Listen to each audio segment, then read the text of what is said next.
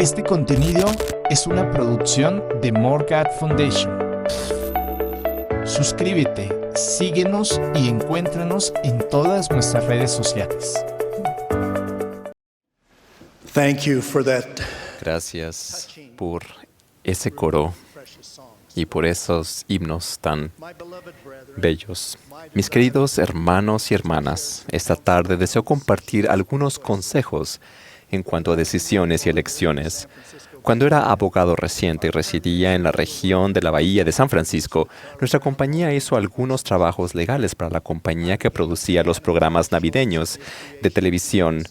Me hice aficionado de Charles Schulz y la creación titulada de Peanuts, que incluía Charlie Brown, Lucy, Snoopy y otros maravillosos personajes. Una de mis historietas cómicas era de Lucy. Según recuerdo, el equipo de béisbol de Charlie Brown tenía un juego importante. Lucy jugaba en el sector derecho y le lanzaron la bola elevada. Las bases estaban llenas y era el final de la novena entrada. Si Lucy atrapaba la pelota, su equipo ganaría. Si la dejaba caer, su equipo perdería. Como solo puede ocurrir en una historieta cómica, el equipo entero se puso alrededor de Lucy mientras la pelota descendía. Lucy pensaba, si la atrapo, seré la heroína. Si no, seré el chivo expiatorio. La pelota descendió y mientras sus compañeros de equipo esperaban ansiosos, Lucy no la atrapó. Disgustado, Charlie Brown tiró su guante al suelo. Entonces Lucy miró a sus compañeros, se puso las manos en la cintura y dijo, ¿cómo esperan que atrape la pelota cuando estoy preocupada por la política exterior de nuestro país? Esa fue una de las muchas pelotas elevadas que Lucy no atrapó a lo largo de los años, y cada vez tenía una nueva excusa. Aunque las excusas de ella siempre eran graciosas, eran justificaciones, eran razones falsas por no atrapar la pelota. Durante el ministerio del presidente Thomas S. Monson, con frecuencia ha enseñado que las decisiones determinan el destino. De acuerdo con ello, mi consejo esta tarde es que nos elevemos por encima de cualquier justificación que nos impida tomar decisiones correctas, especialmente acerca de servir a Jesucristo. En Isaías se nos enseña que debemos desechar lo malo y escoger lo bueno. Creo que es de singular importancia en nuestros días cuando Satanás se enfurece los corazones de los hijos de los hombres de tantas maneras nuevas y sutiles que tomamos nuestras decisiones y opciones con detenimiento, de acuerdo con las metas y los objetivos que profesamos vivir.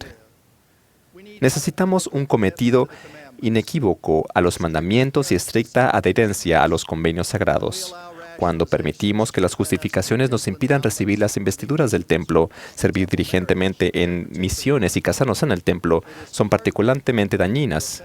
Es triste que profesemos creer en esas metas, pero descuidemos la conducta diaria necesaria para lograrlas. Algunos jóvenes afirman que su meta es casarse en el templo, pero no salen con personas que son dignas de entrar en el templo. Y francamente, algunas ni siquiera salen en pareja, punto. Ustedes, jóvenes solteros, cuanto más permanezcan solteros después de una edad y madurez determinadas, más cómodos se sentirán. Pero se deben sentir más incómodos. Por favor, estén anhelosamente consagrados en actividades espirituales y sociales que vayan de acuerdo con la meta de casarse en el templo. Algunos postergan el matrimonio hasta que terminan sus estudios y consigan un trabajo.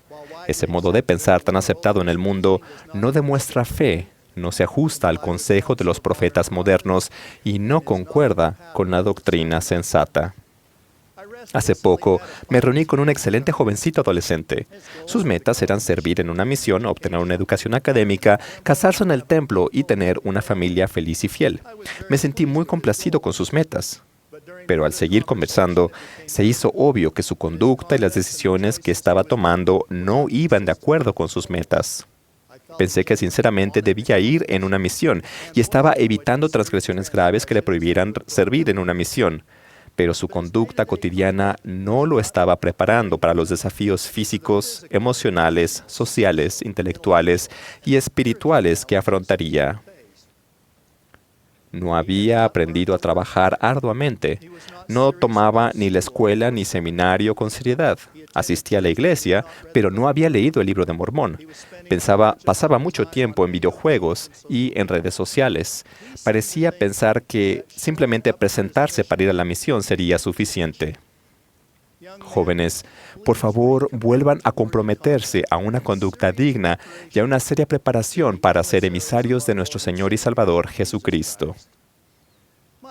Mi preocupación no es solo en cuanto a las decisiones críticas, sino a las de menor peso, las decisiones aparentemente típicas y ordinarias diarias que ocupan la mayor parte de nuestro tiempo.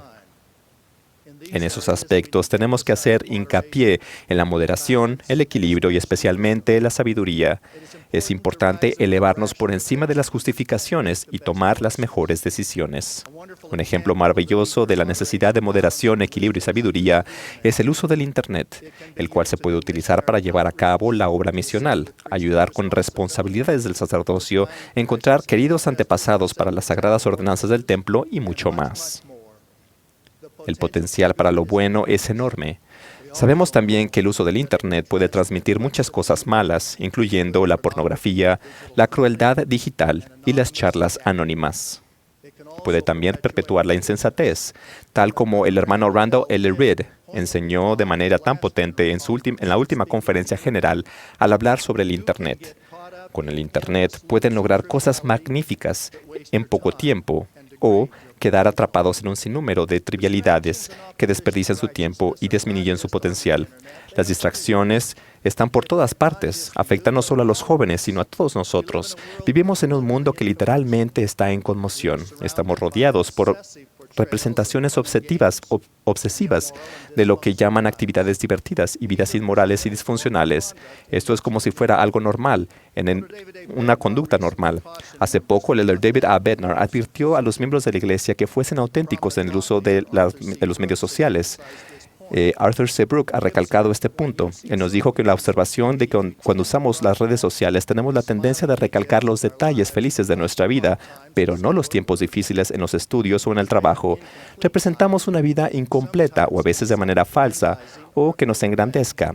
Compartimos esta vida y después consumimos las vidas casi exclusivamente falsas de nuestros amigos en las redes sociales. Además, afirma él que ¿cómo vamos a hacernos sentir peor el pasar parte del tiempo pretendiendo ser más felices de lo que realmente somos y la otra parte del tiempo ver cómo los demás parecen ser mucho más felices que nosotros? A veces parece que estamos ahogándonos en una insensatez frívola, en un ruido absurdo y en constante contención. Al disminuir la distracción y examinar lo que nos rodea, es muy poco lo que nos ayudará en nuestra búsqueda eterna hacia metas rectas. Un padre le contestó a su hijo sabiamente lo siguiente en cuanto a participar en estas distracciones. Le dijo: ¿te hará eso una persona mejor? Cuando justificamos las malas decisiones, ya sean grandes o pequeñas, que no van de acuerdo con el Evangelio restaurado, perdemos las bendiciones y las protecciones que necesitamos y con frecuencia caemos en el pecado o simplemente nos apartamos del camino. Me preocupa en particular la insensatez de estar obsesionados con todo lo que está de moda. En la iglesia fomentamos y celebramos la verdad y el conocimiento de todo tipo, pero cuando la cultura, el conocimiento y las costumbres sociales se separan del plan de felicidad de Dios y de la función esencial de Jesucristo, ocurre una inevitable desintegración de la sociedad. En nuestros días, pese a los adelantos precedentes en muchas áreas, especialmente en las ciencias y la comunicación, los valores básicos esenciales se han deteriorado y la felicidad y el bienestar en general han disminuido. Cuando se invitó al apóstol Pablo a predicar en Areópago de Atenas, se encontró con la misma ostentación intelectual y falta de verdadera sabiduría que existe en la actualidad. En Hechos leemos: porque todos los atenienses y los extranjeros residentes allí de ninguna otra cosa se ocupaban sino de decir o de oír algo nuevo. El énfasis de Pablo era la resurrección de Jesucristo. Cuando la multitud se dio cuenta de la naturaleza religiosa de su mensaje, algunos se burlaron de él y otros básicamente no le hicieron caso diciendo: ya te oiremos hablar acerca de esto otra vez. Pablo se fue de Atenas sin ningún éxito. Dean Frederick Farrar escribió en cuanto a esta visita. En Atenas no estableció ninguna iglesia. A Atenas no le escribió ninguna epístola. Y en Atenas, cuando a menudo pasaba por sus proximidades, nunca volvió a poner pie. Creo que el mensaje inspirado por el elder Dallin H. Oaks, que distingue entre bueno, mejor y excelente, brinda una manera eficaz de evaluar nuestras decisiones y prioridades. Muchas opciones no son malas por naturaleza, pero sí ocupan todo nuestro tiempo e impiden que tomemos las mejores decisiones. Entonces, se vuelven perjudiciales. Incluso las empresas que valen la pena tienen que evaluarse para determinar si se han convertido en distracciones que nos alejan de las mejores metas. Durante mi adolescencia tuve una inolvidable conversación con mi padre. Él no creía que suficientes jóvenes se estuviesen concentrando en ni preparándose para metas importantes de largo alcance como el empleo o el proveer para la familia. El estudiar con ahínco y la experiencia en un trabajo inicial siempre ocupan un lugar importante en la lista de prioridades de mi padre. Él pensaba que las actividades extraescolares como el debate y el gobierno estudiantil podrían tener alguna conexión directa con algunas de mis metas importantes. No estaba tan seguro en cuanto a la gran cantidad de tiempo que pasaba jugando fútbol americano, baloncesto, béisbol y atletismo. Reconocía que los deportes desarrollan la fuerza, la resistencia y el trabajo en equipo, pero afirmaba que quizás concentrarse en un solo deporte por un periodo más corto sería mejor. En su opinión, los deportes eran buenos, pero no lo mejor para mí. Le preocupaba que algunos deportes solo sirvieran para lograr reconocimiento o fama local, a expensas de metas más importantes de largo alcance. En vista de ello, una de las razones por las que me gustaba el relato de Lucy jugando béisbol es que, según el punto de vista de mi padre, yo debía haber estado estudiando política exterior y no preocupándome si iba a atrapar la pelota. Debo aclarar que a mi madre le encantaban los deportes. Solo estando en el hospital faltaría a uno de mis juegos. Había decidido seguir el consejo de mi padre y no practicar los deportes intercolegiales. Entonces, el entrenador de fútbol americano de la escuela secundaria me informó que el entrenador de la Universidad de Stanford quería almorzar conmigo y Merlin Olsen. Los más jóvenes de ustedes quizás no sepan quién es Merlin. Era un increíble jugador defensivo de equipo de la escuela secundaria Logan, donde yo jugaba como mariscal de campo. En la escuela, todos querían reclutar a Merlin. En la universidad ganó el trofeo Outland por ser el mejor defensa de la nación.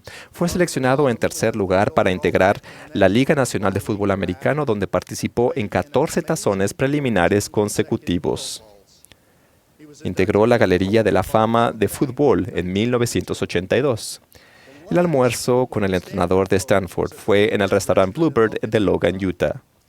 Después de que nos saludamos, él no volvió a dirigirme la mirada. Habló directamente con Merlin y a mí me ignoró. Al final del almuerzo, por primera vez se volvió hacia mí, pero no pudo recordar mi nombre. Le dijo a Merlin: si decides ir a Stanford y quieres traer a tu amigo, sus calificaciones son suficientemente buenas y probablemente podríamos hacer arreglos.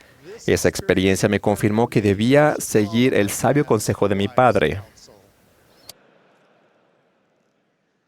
No es mi intención desalentar la participación de los deportes, ni el uso de Internet, ni otra actividad buena que disfrutan los jóvenes. Son la clase de actividades que requieren moderación, equilibrio y sabiduría. Cuando se usan con prudencia, enriquecen nuestra vida. Sin embargo, les animo a todos, jóvenes y mayores, que examinen sus metas y objetivos y se esfuercen por ejercitar mayor disciplina. Nuestra conducta y opciones diarias deben estar en armonía con nuestras metas. Tenemos que elevarnos por encima de las justificaciones y distracciones, y es especialmente importante que tomemos decisiones que concuerden con nuestros convenios de servir a Jesucristo en rectitud. Por ningún motivo debemos quitar la vista de esa manera ni dejarla de lado. Esta vida es el tiempo para prepararnos para comparecer ante Dios. Somos un pueblo feliz y alegre. Apreciamos un buen sentido del humor y valoramos el tiempo libre con amigos y familiares. Sin embargo, es necesario reconocer que hay una seriedad de propósito que debe ser la base de nuestro enfoque ante la vida y todas sus opciones. Las distracciones y justificaciones que limitan el progreso son de por sí perjudiciales, pero cuando resultan trágicas, cuando se disminuye la fe en Jesucristo y en su iglesia. Mi oración es que como grupo de poseedores de sacerdocio, nuestra conducta vaya de acuerdo con los nobles propósitos que se requieren de aquellos que están al servicio del Maestro. En todas las cosas debemos recordar que ser valientes en el testimonio de Jesús es la prueba que dividirá el reino celestial y el terrestre. Deseamos encontrarnos en el lado celestial de esa línea divisoria. Como uno de sus apóstoles doy testimonio ferviente de la realidad de la expiación y de la divinidad de Jesucristo nuestro Salvador. En el nombre de Jesucristo. Amén.